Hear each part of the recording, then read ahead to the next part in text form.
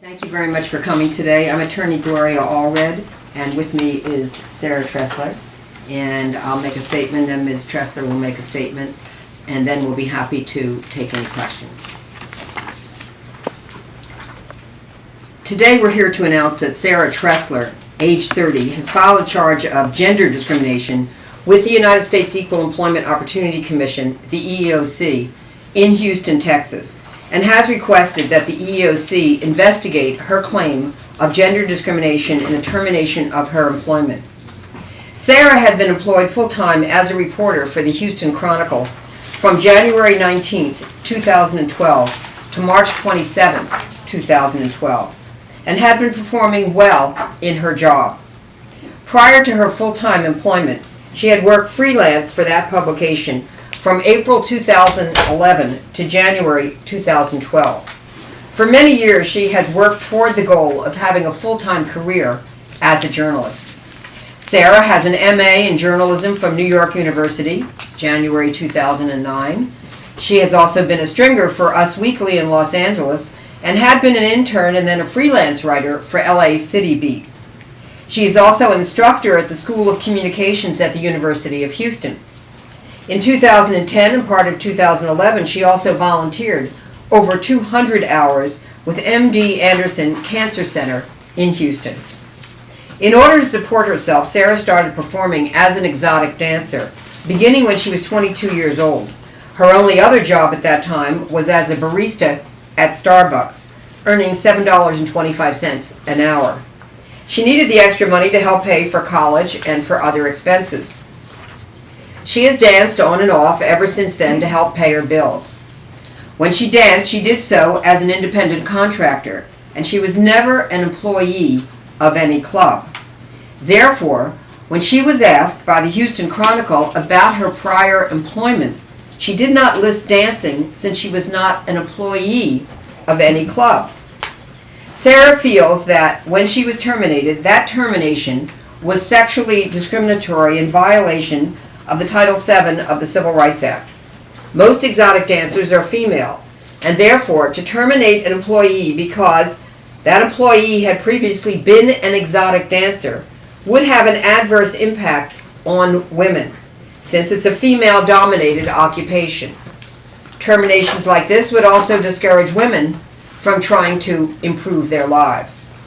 Sarah also believes that it seems highly unlikely that men who are independent contractors have been terminated if they failed to list in Houston Chronicle employment applications work which they have done legally. Therefore, Sarah has filed a charge of gender discrimination with the United States Equal Employment Opportunity Commission in connection with her termination from the Houston Chronicle, and she has asked the EEOC to open an investigation into her termination. Sarah's work as a dancer is lawful and is not a crime. It does not, has not, and will not affect her ability to perform her job as a journalist. Sarah has demonstrated a great deal of courage in speaking out about her experience. We look forward to the results of the EEOC investigation. And now I'll present Sarah. Just a minute, are you ready? Mm-hmm. Okay. Let's move over a little bit. Here we go.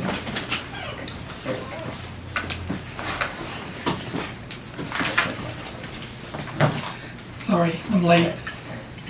Pardon me. This will pick it up. Okay, thank you.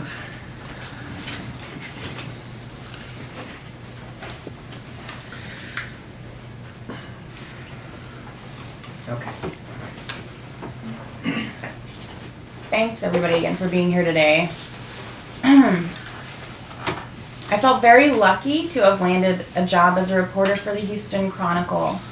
I liked the work and I felt that I had good editors who provided me with opportunities to cover stories in Houston that might have otherwise been overlooked. I was very upset that I was fired because I had been told by many editors that I was doing a great job. I was covering high society and also doing general assignments, human interest stories, men's and women's fashion, and other stories. I don't believe that I should have been terminated because of a claim that I did not disclose on my employment application that I worked as an exotic dancer. There was no question on the form that covered my dancing, and I answered the questions on the form honestly. I had demonstrated that I was able to do my job as a reporter and that I was able to do it very well, and I would have been happy to continue to do it had I not been terminated. I plan to continue my career in journalism. I earned an MA in journalism and have been an instructor in writing for print and digital media for the School of Communications at the University of Houston. I feel that women should not be denied other employment because they have worked as exotic dancers. Some young women will use dancing as a way to make ends meet while they study to prepare for the career that they hope to be able to have for the rest of their lives. These women should not have to live in fear that once they acquire a position in the career that they have worked very hard to achieve, that their past work experience as a dancer will jeopardize that position. My job as a dancer was legal, and I don't understand why I should be punished because I did it. I look forward to the outcome of the EEOC's investigation. And this is a copy of the charge that she just filed. This week, she filed it on Tuesday with the EEOC in Houston. We have whited out certain information like our home phone number and so forth, but this is the charge, and it has a charge number, so that means that it was accepted by the EEOC. So what we have asked of the EEOC is to conduct an investigation into whether or not she was discriminated against in her termination on account of her gender. That's what she has asked for. Some people file a charge with the EEOC and ask for an immediate right to sue letter, but she has asked for an investigation.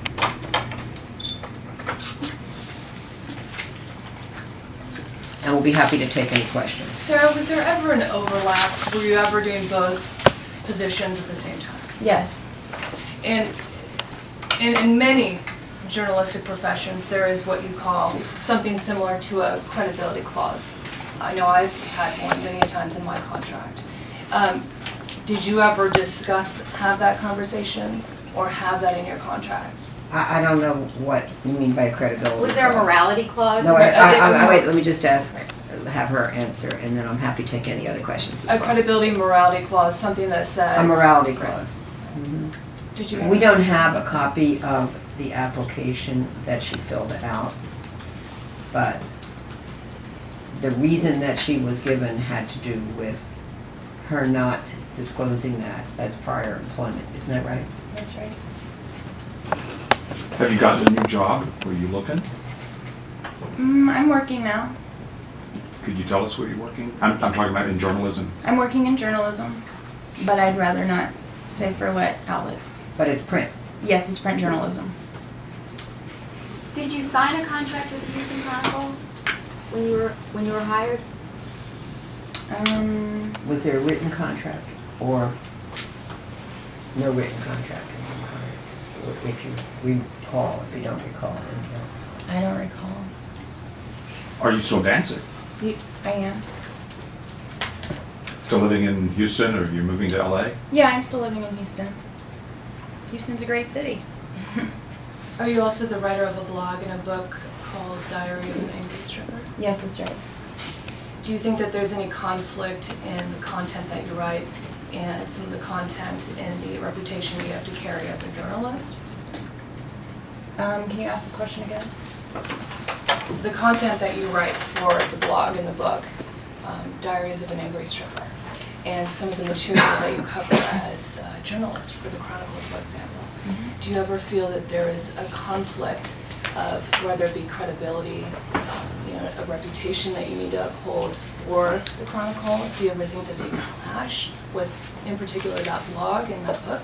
Just the content material? For those who can't hear the question was, does she have a blog called The Angry Stripper? And if she does have such a blog, is that presenting any conflict with her ability to be a journalist? Is that a fair As statement far of your as question? credibility. All right, so They were separate. I was writing about completely separate things. I don't think that they conflicted with each other.